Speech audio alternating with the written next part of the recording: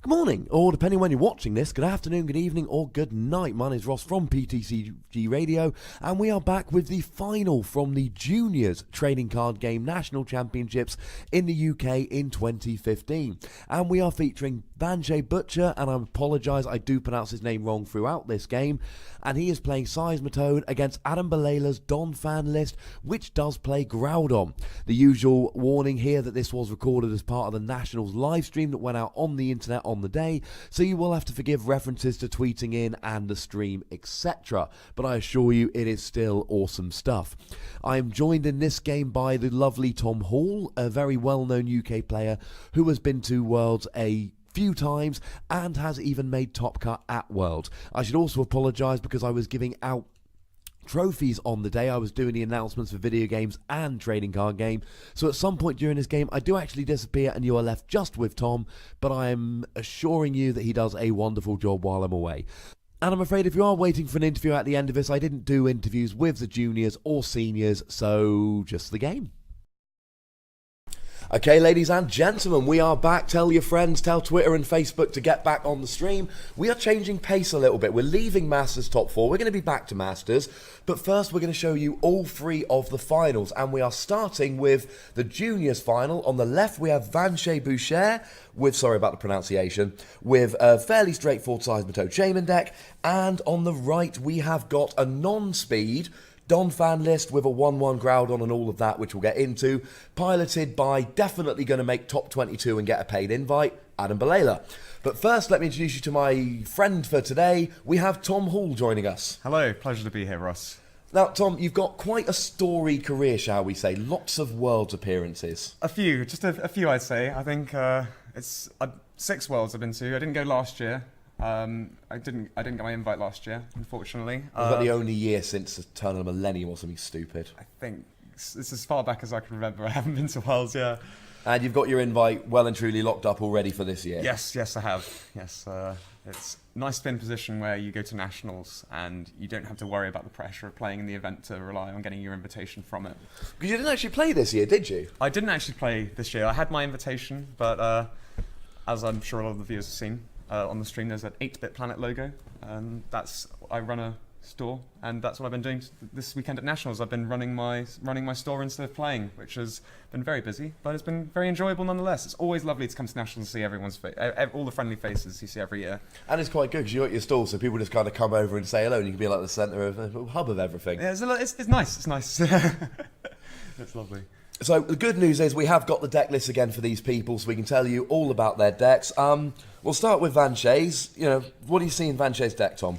I see Shaman Seismitoad. I mean, it's a very strong deck. There's no disputing that. I mean, a lot of the higher age divisions yesterday. I mean, Masters was very rammed with Seismitoad Shaman yesterday, or Trainer Lock in general. I think it's very, very strong. There's no denying that, because I don't think there's a very large showing of Rizian Genesect from what I've seen. No, very little. I mean, Josh made top 8 with it. He lost in top 8 to Toad, but that's about the only relevant Rizian Genesect we had. It seems like the only really bad matchup for Toad in this format at the moment. Everything else is just, you seem like has a good shot on that. Oh, they're starting. They are indeed. So we've got, and you saw there straight away with the Groudon. Adam is playing a 1-1 Primal Groudon line. Ooh. So if he can get that Primal Groudon out, he's going to run through Toad very, very quickly. He's going to 1-hit KO, and the Toad essentially 5-hit KOs him. But Vanshay, he plays 4 Headringer, which is important. Very awful lot of Headringer. And now, we all know that the Primal Groudon, when he comes up, he's got that Omega Barrier Primal trait. It means that there is... Oh, and he's got the Float Stone down there to block the Headringer. Oh, that's good. The question is, does Vanshay actually play a Startling Megaphone? He doesn't, so that's absolutely huge. The Float Stone on the Groudon isn't coming off. There is no Startling Megaphone. Unless, before he Mega Evolves, he gets it off with a Xerosic, potentially. Oh, that's a very good point. There are 2 Xerosic in Vanshay's deck, so he could use that to get rid of it. Now, seems like a very strong start here. If he gets the laser, he's in very good shape. Yeah. Oh, but again, it's Sigilif, and he did get to 2 Float Stones down to start off with, so even if he does get the Xerosic, Vanshay's got to make a tough choice. Do I stop the Sigilif from retreating, or, do I get that Float Stone off the Groudon? Both seem like, something you want to tackle, because stopping that Sigilif from retreating could be huge from the laser and then the Quaking Punch, because it will die just from poison. As far as I'm Absolutely. concerned. So it doesn't even, not very important that you actually need to do the damage. As long as he hits the laser, he should be in good shape. I know you can see the Shaman here. That's very good. It's a very good start. Now, Adam is going to he's going to want that Primal Groudon next turn. As soon as you Primal Evolve, it can't be brought into the active with Lysandra. You can't get rid of all the energy, except for you can't even use Xerasic or anything like that. The energy stays on the Groudon, and all he needs is one Primal Groudon. Vanshay will be 5-hit KOing it, no laser, no energy removal, and the game's basically over. For Vanshay, the theory needs to be, stop him getting the Primal Groudon. This is why I see Adam drop the strong energy onto the Hawlucha turn 1. He hits the enhanced hammer, right? So it's irrelevant where it was landed, but arguably could have put it on the Groudon just to get that upper turn earlier, because as soon as that Primal Groudon hits the field and is charged up, it's pretty much game over for Toad. Absolutely. Now, the key for Vanshay is Vanshay's got the turn 1 trainer lock here. So from now on, Adam needs to be setting up without any trainers, under the trainer lock, because if he can get set up, I don't see how he loses if he gets a Primal Groudon. Yeah. But under trainer lock, I think it's absolutely possible that he just never gets the Primal Groudon out. I think it's quite big that Vanshay didn't hit the laser turn 1, so it's allowed Adam a little bit more wiggle room, as it were, with regards to getting energy onto the Groudon, because he's got, let's check his deck list there, he does run Coroner in his Donphan list, so he has got the ability to just search out the Primal, even under trainer lock. So I can't see what his hand's like, but I mean, he's playing 12 supporters, which is quite good. I mean, I've talked a lot on my podcast, PTCGRadio, about my speed Donphan deck list, which isn't mine. It was made by Tommy Roberts. But good old Tommy Roberts. Oh, good old Tommy. We might even have him in next round. But the thing about that was, that under train lock, you're absolutely screwed. There's nothing you can do. Here, he's got the 12 supporters, and it's still not that many. It's still only 1 in 5 cards. You can easily whiff that for quite a while. But it gives him the options. Like you say, he can use the Corinna to get the Primal Groudon, and he's got that Sigilif in the active. Now, Vanshay's turn is still going. He's with the laser, but all I see are a lot of flips. At this point, there's a lot of flips. It's going to be... Although he doesn't have any energy on the field, Adam doesn't have any energy on the field, so there isn't a lot of targets for his crushing hammers. So. No, and here he's got the laser, and now this is the end. This should be pretty much the end of his turn. He could do with getting a second Seismitoad out, because then if you scoop the Seismitoad, you've got another one to promote, rather than having to stick up the Shaman, and then just having to, then get the Shaman out of the active. I'm not so worried about how fast he's running through his deck, because one of the unusual things that we see in Vanshay's list is he's actually playing 2 Lysandra's trump card. So the chances of him being prized is very, very slim. The chances of him drawing into it quite quickly are high. We see he's bumped the Verbank with his own fighting stadium, which is great for stopping those poison ticks. I'm wondering if Adam's actually going to retreat the Sigilif this time, or he's going to leave it there. He could just retreat out for the Robo sub here, or a Hawlucha with very little consequence. Well, I mean, ideally here, what he'd like to do is if he can hit the energy, he could put the energy on the Donphan, and then he could hit, and he could switch over to the Sigilif. Sure. And then the Sigilif's back active and the poison isn't accumulating. But this goes back to what you said a minute ago. There's a real decision to be made here, because the energy that goes on the Donphan is going to go off the Donphan. So do I put the energy on the Donphan and get some little attacks, or do I just go for the Primal Groudon? I think in this scenario, I played Donphan quite a lot earlier on in the season. Actually won a regionals with it. And from my experience, I feel that if you are against Toad, the only real option you have is just to go for the Primal Groudon, because you hit for, 60, maybe even 90, maybe even 100, maybe even more than 100 with Donphan sometimes. I mean, with the strong energies and then switching out. But if you're not one-shotting Toads, then they can just super scoop up Cyclone, AZ, just remove the threat from the board. And that's what Donphan really struggles with, especially because Toad can get in a position where he can just control the matchup. And if a Donphan Rex, for example, uses a second attack Wreck to one-shot a Toad, then the Toad will just almost certainly one-shot it back, because with a laser and a muscle band, it's a straight KO. It's just a knockout with another Quaking Punch. So I feel, committing these energy to the Hawlucha and doing minimal damage is optimal here. No, I don't like that play, man. And we must bear in mind, these are juniors, these are young people. So we need to be, I'm going to try and be nice about this. I don't agree with the whole Lucha play. You can see where he's coming from. He wants to get the damage on the Hey, board. I've made the same mistake. To be honest, I'm sure that Adam knows that what he has to do, but he might be thinking, well, if I just put the energy on the Groudon and he hammers it, I'm not doing any damage. So I might as well wait till I get the Primal Groudon and then start charging up, because I have got all this fodder that I can send out, such as Horluchas. I mean, Toad has to commit a lot on the laser front in order to actually one-shot a Horlucha. You have to laser, Burbank, and Quaking Punch. And he has missed the laser, which is absolutely crucial. And he's bumped another Burbank out. This has actually worked out very well for Adam. I would have liked to see him put the energy on the Donphan. He's only doing 40, not 60, but then he could have put the Sigilif back in the active. I didn't like leaving the Horlucha active for the fear of the KO, but he's gotten away with it. It was very, very interesting. Is Vanshay, I think, only plays 2 Verbank in his list, so that's both of his Verbanks bumped now. So that is almost a double-edged sword, because if he does get lucky on his laser flips and Adam does have a Horlucha active, then he could be in a position where the Horlucha gets knocked out coming into his turn, or Vanshay's turn, with a 50 from the Quaking Punch plus a 10 from the laser. And if he stays asleep, then he can't do anything on his turn. Waking up, he'll die from poison coming into... Which could work out quite nicely, but I mean, there's only a 25% chance of that happening. And you're always kind of running the risk of being hit by the Horlucha, but you're absolutely right. Losing the laser, you lose a one-hit KO, but you might end up in a situation where it dies coming into your turn, which is as good as a one-hit KO, and then you get the next attack as well. That's the danger when you Horlucha. His 70 HP seems like a good number, but actually, if they have a Verbank out and they're one-shotting you, it's almost preferable in a way. Then sometimes lasers get unlucky. More often than not, you don't hear people complain about the good laser flips. You hear people complain about the staying asleep for 3 turns in a row.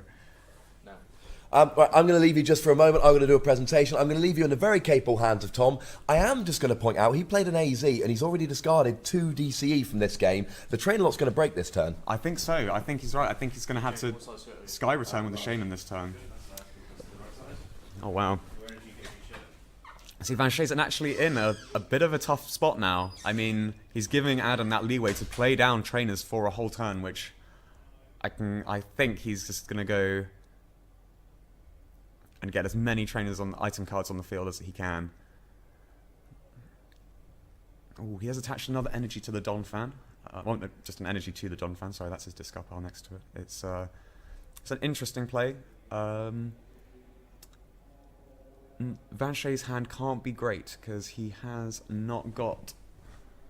He's got the double colourless. I don't know how he's going to retreat the train unless he has that float stone. But then again, he's not going to be able to knock out the Sigilif, even with the laser. His lasers are incredibly weak now, but he is bumped. Both his Verbanks are in the discard pile, so he urgently needs to Lysander's trump card and draw another one. Which is kind of must be frustrating, being able to not do the damage you need to be able to knock out the Sigilif from laser. So Adam's kind of got a pretty safe wall there for a while. Oh, here actually comes a laser. But there is no Verbank, so Adam has still got quite a lot of time before he actually has to be aggressive and start taking prizes. I feel that what's going to happen here is Adam's either going to get the Primal Groudon and just run through Vanshay, or Vanshay's going to be able to get that trump card and just storm through the rest of his deck and maintain that trainer lock.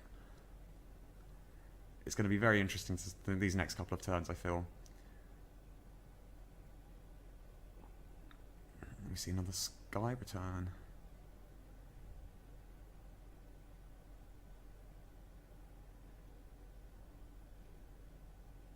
Okay, so he does wake up from poison. That is quite important. Does allow Adam to retreat for free.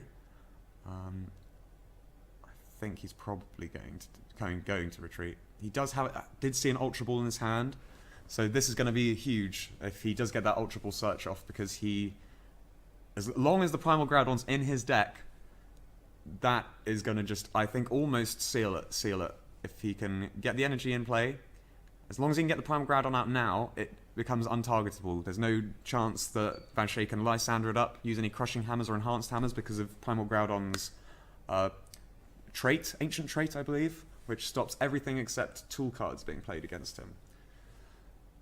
But the only thing that Vanshay could really do is head ring at the Groudon, but there's already a Floatstone on it.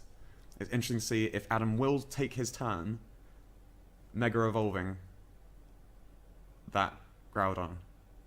I think that would be probably the most optimal play if he does have that option, rather than hitting a Shaman for 40 with a Donphan or 60 with a Hawlucha. Oh no, sorry, 80 with a Hawlucha. Because I don't believe he runs any sniping Pokemon such as Landorus.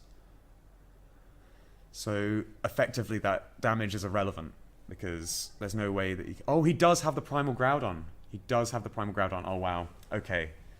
And he is sending up the Robo-Sub just to wall and protect the Sigilyph from taking more damage from poison, which I think is the correct play here. That is huge. And again, he's just ended his turn by Mega Evolving.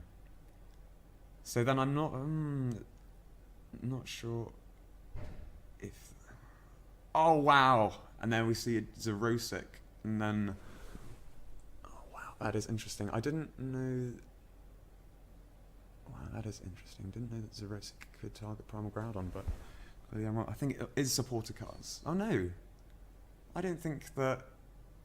I'm not sure about that, actually. I'll have to check.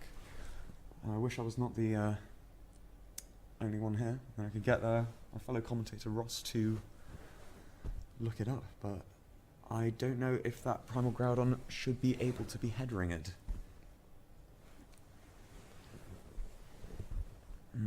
Well, I'm gonna see if I can attract the attention of a judge or someone. I could just be making a mistake, but I thought that as it could be targeted by Lysander, it wouldn't be able to be targeted by Xerosic because of Ancient Trait. I could be wrong.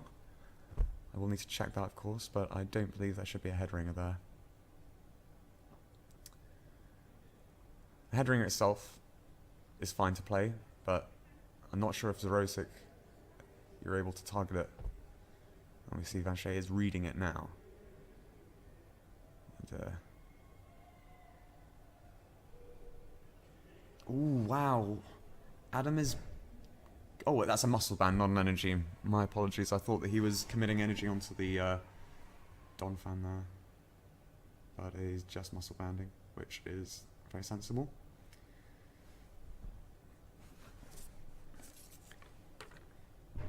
Ooh, there is one silver bangle that Adam plays in his Donphan list as well, which could be interesting in hitting the math in order to knock out a Shaman with a Hawlucha. Because, as you know, Hawlucha's attack does not apply resistance, and has base damage of 60 with Fighting Stadium as 80 with a bangle. That would be 110. So Adam is in a position where he could just knock out Shamans with a Hawlucha at this point, which is not even a terrible play. Always good to get a positive trade, a prize trade, 2-1. We see we've got some... Oh, I think the judge has maybe picked up the Xerosic Floatstone play. Yes. Yes, I was right. Oh, thank goodness. So the head ringer could not have been played because Xerosic cannot target to the Primal Groudon. I'm almost certain. So I can't exactly hear what they're saying now, but judging by the hand movements, that should be what happens. It's a very easy situation to resolve, to be honest, because... Yeah, there we go, exactly. That should pretty much be what happened. Well, should pretty much happen. That's an easily resolved situation by the looks of it. Both players don't seem upset by that outcome at all, which it's always nice to see a final where both players seem to be enjoying themselves rather than feeling the pressure being in the finals and national championships on the line. Both players seem to be enjoying themselves at least, which is good.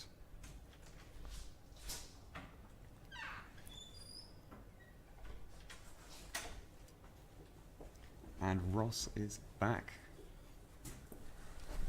Sorry for the interruption, ladies and gentlemen. I had to go and present some trophies. So, for those who have just joined us, and for me, Tom's going to give a quick recap of where we are in the game. Right, so you just missed out on... you see, the Floatstone that was on the Primal Groudon? Yes.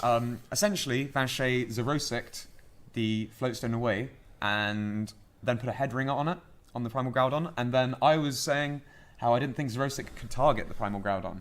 That is absolutely correct. The judge picked it up and managed to correct the situation before it escalated, which is great because I'm glad that didn't actually happen. So didn't want that to happen. You want a final to play out as perfectly as possible without any gameplay errors. Absolutely, and as power hungry as we are, we have been given permission to run out and say anything if we see something that hasn't been picked up. We did actually see some damage miscalculated on a Shaman in the stream yesterday, but the Shaman just used the attack that went back to the hand, so we couldn't be bothered to say anything. That attack, in fact. Is it called Sky Return? I've been calling it Sky Return. Let's call it Sky Return. I hope it's Sky Return. I'm pretty sure that we're going to have a lot of people correcting us, but we'll go with Sky Return. That's fine. Let's go for that. Now, no actual prize has been taken in this game at all, but for me, the most telling thing at all in the whole game is that Primal Groudon is now out and it has an energy. And a Floatstone. And it has the Floatstone. So, essentially, and now tools can target these Pokemon with Omega Barrier. Tools can go through it. So the Head Ringer is something that could slow down the Primal Groudon. It basically just stops item cards and supporters. Now, that's not an issue here because he's got the Floatstone on, and of course the only thing that can get rid of the Floatstones are items and supporters. So essentially, if he can just get free energy down on that Primal Groudon, he should win this game because there's basically nothing Vanshay can do. He can do, with either Toad or Shaman, he can do a whopping 50 damage per turn. That's not enough. It's going to be a 5-hit KO on the 240 HP Primal Groudon, and he's not going to get the win that way. The Primal Groudon is just going to come out and take 6 easy prizes. Vanshay doesn't run any non-EX Pokemon in his deck, so, that's literally 3 turns.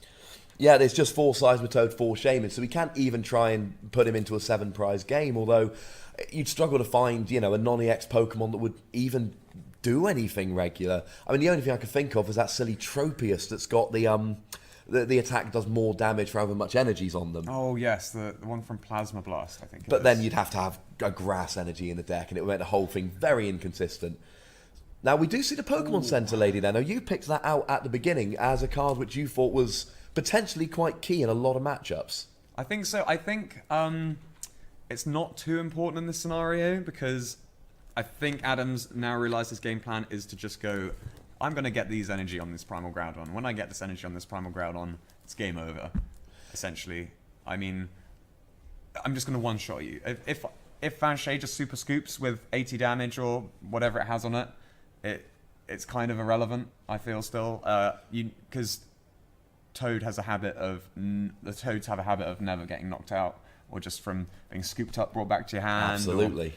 Anything really. It's a bit interesting. It's interesting that Vanshay has had to use Sky Return with Shaman so much this game. I think he's whiffed a couple of things, a couple of crucial pieces to the puzzle earlier mid game. And although no one's taken a prize yet, I can say that Adam has a solid game board, like a solid game state right now. I'd say he has the advantage over Vanshay. I just don't see. As long as he gets that energy onto the Primal Groudon, I just think that he's just going to struggle to knock it out, sorry. It's going to just be hard for Toad to beat this. Absolutely, and it's kind of interesting for me because as a now I've played Donphan just for speed. I know you've played it a little bit more than I have this season, but for me, Donphan has always had. Well, it's been kind of a weird interaction. At the beginning of the season, Donphan was fairly good against Toad, and then as the season wore on, Toad basically got better and better until we end up with these new lists, which almost they almost struggle to lose to Donphan a lot of the time. Even if you've got to hit 6 Lysandres, it can be done with the speed of these decks and the VS Seeker. Sure. The only problem is, of course, this 1/1 Primal Groudon, which completely flips the matchup on its head. Now, without the Primal Groudon, you're looking at a very long game because those the Sigilyphs are going to have to be poisoned to death. He might end up playing Life Dew. Now, I don't think this deck does, but a lot of these ones do. No, it's computer search here. And he can waste turns with Robo Sub. So it's going to take Toad a very long time. But as you've said yourself, Toad can just keep scooping and keep peeling. And the Donphan deck, it's going to be a long old game. But the Donphan deck just isn't going to win unless the Seismitoad deck just runs absolutely terribly. I feel what happens is you can set up a couple of Donphans, but what happens is the deck just kind of runs out of steam because it doesn't hit hard enough for the Toads, and early game you might get a lot of damage on the board, but eventually it could just be irrelevant because of Super Scoop Up Cyclone, just removing those threats from being knocked out, and the fact that your Toad constantly is putting on Trainer Lock. Absolutely. And with a Lysander Laser Verbank is knocking out a Donphan, which means that you almost have to play Primal Groudon in the deck to stand a chance against Toad. I just feel that it's almost unwinnable if you don't run Primal Groudon in the current metagame. I agree with that entirely, but I think it kind of goes the other way in that it's almost unlosable if you can get the Primal Groudon out. Now, one thing which is interesting here, he's still only got 1 energy on the Primal Groudon. Only 1, yeah. I think he did drop an energy on the Donphan when he could have put one on the Primal Groudon, I think, which is... I don't think it's very important to have that energy on the Donphan at all. I mean, it's swinging for 60, 80 and switching out.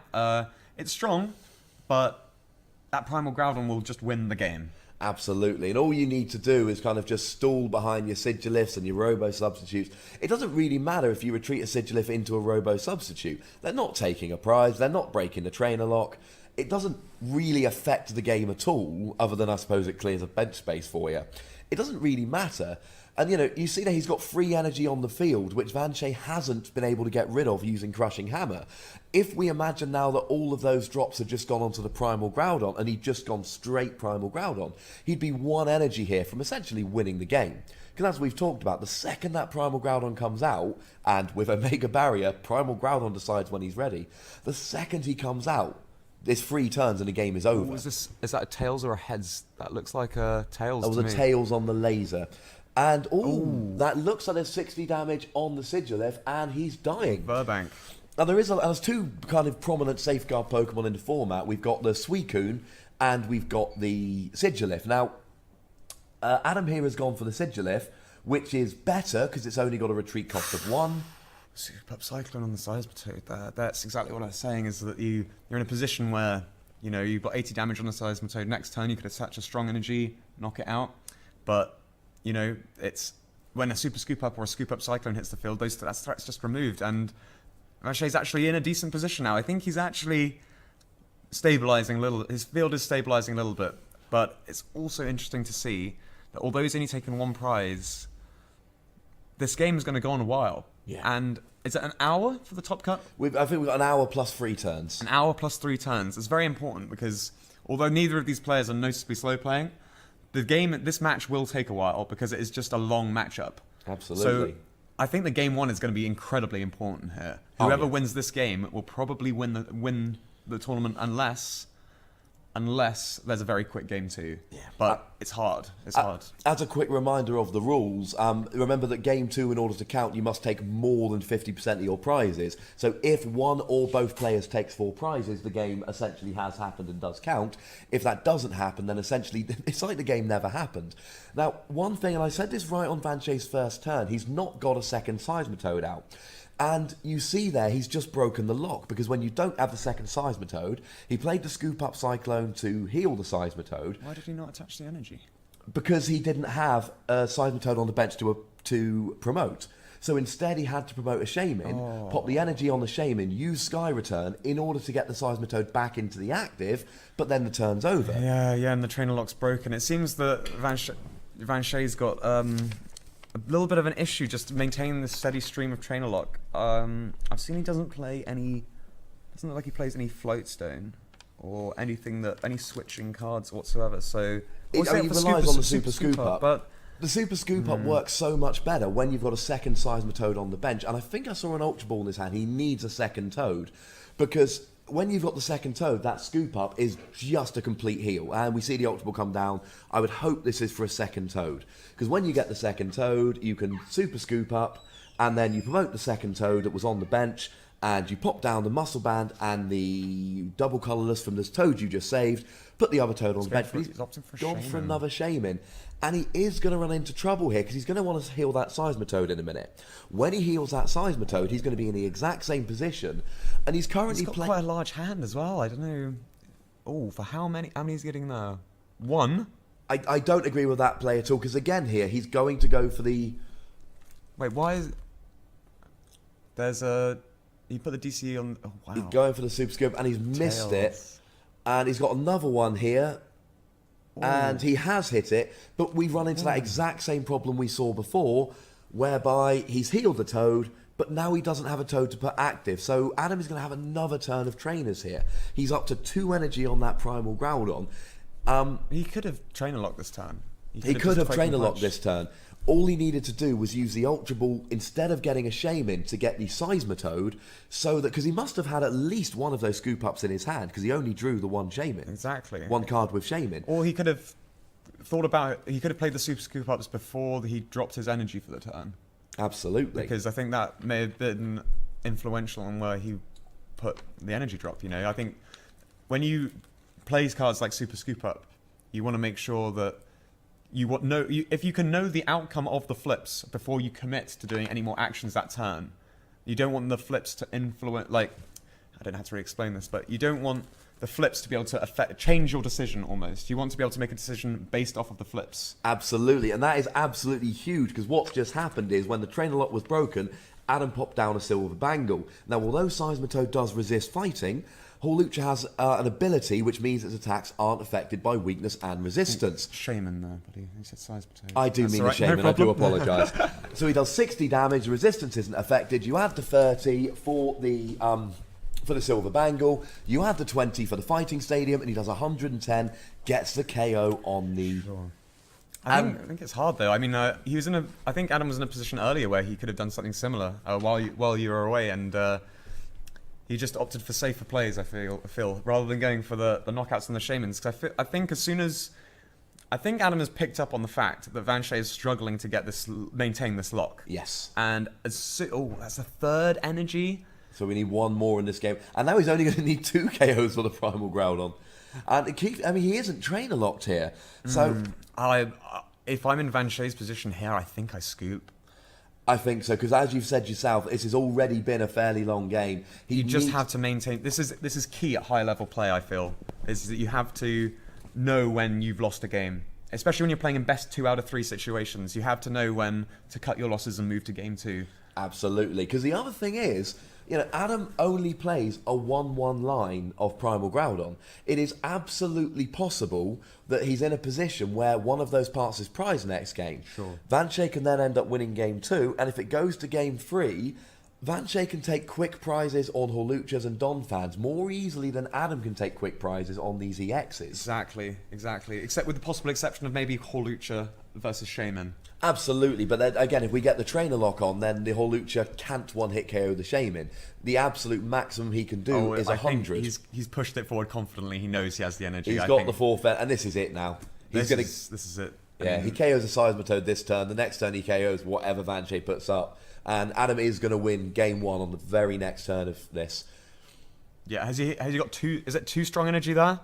There's 2 strong energy and 2 regular. Right, well then I think that's over. Unless he can bring out a Seismitoad. No, there's no way, I don't think. I mean, to be fair, without another stadium, he's only doing 140 damage. But he would have to basically Sky Return with a Shaman and...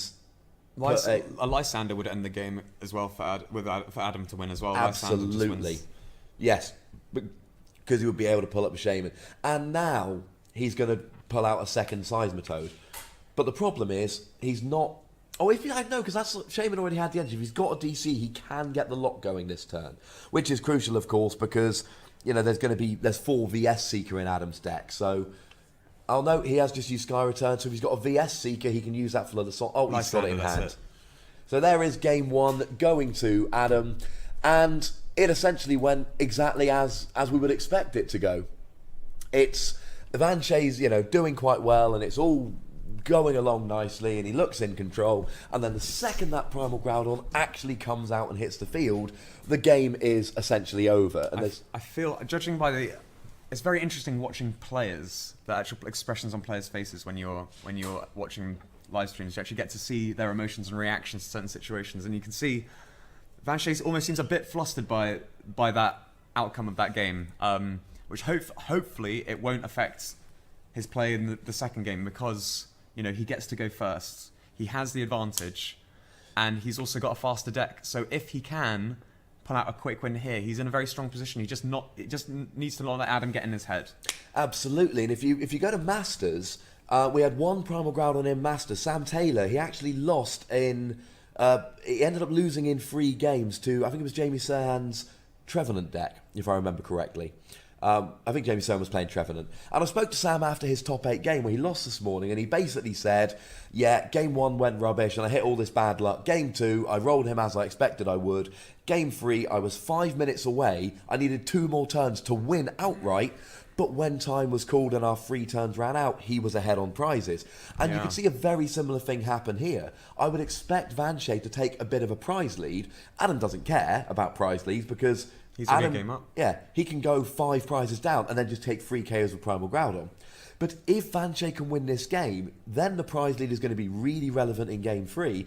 And Vanshay, if we've only got, say, 5 or 10 minutes for game 3, all Vanshay is going to need is a quick Lysander on a Hawlucha, for instance, or a Fampi or whatever, take a quick prize, and that could be enough to win the game. I feel like Vanshay, if he opens Shaman here, is in trouble. Because Adam has the potential. Now Adam's going second, so he can actually attack.